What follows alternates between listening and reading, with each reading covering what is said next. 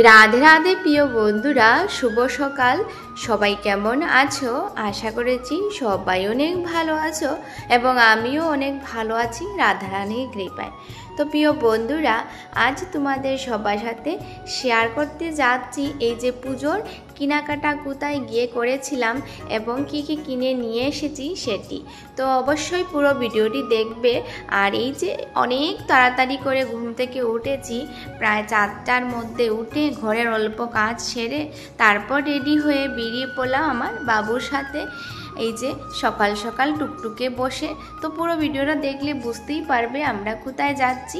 তো এখানে দেখতে পাবে সকাল সকাল রেডি হয়ে বেরিয়ে পড়লাম, যেহেতু আমাদের অনেক তাড়াতাড়ি করেই যেতে হবে, কারণ কি আমাদের ট্রেনে যাওয়া হবে। তো ট্রেনের সময়টা হচ্ছে 6টার মধ্যে, তাই অনেকটাই তাড়াতাড়ি করে আমরা চলে এসেছি কাটলিছড়া। তো যেহেতু আমাদের কাটলিছড়া থেকেই ট্রেন পাওয়া যায় এবং সেই ট্রেনটি 6টা সাড়ে 6টার মধ্যে ছেড়ে দে শিলচর যাওয়ার জন্য। তো আমরা গিয়েছিলাম শিলচর। তো দেখতে পারবে এখানে স্টেশনে এসে পড়েছি, তারপর আমি গিয়ে টিকিটও নিয়ে নিলাম আর বাবুও চলে এসেছেন। তো দেখতে পাবে এখানে অনেক লোকজন এসেছেন ট্রেনে যাওয়ার জন্য। তো আমাদের অপেক্ষা শেষ, এই যে ট্রেনও চলে এসেছে, তারপর বসে গেলাম।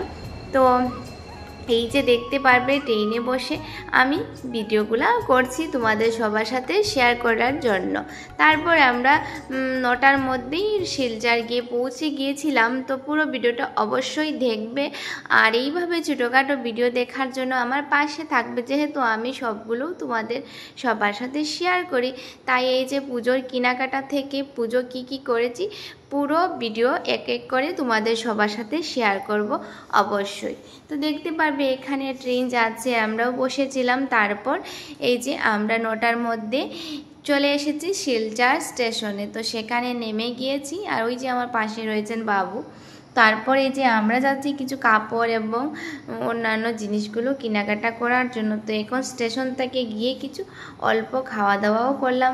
তো তার মধ্যে আমি যতটুকু পেরেছি সেটা তোমাদের সবার সাথে শেয়ার করেছি, কারণ এতটাই গরম ছিল, রৌদ্র, তো কি বলবো, বলার আর কিছু নেই। তো এই যে চলে এসেছি আমরা মলের সামনে। তো সেখানে অনেক সুন্দর করে সাজানো হয়েছে শারদের মতলব দুর্গা পূজার জন্য, শারদিয়ার জন্য।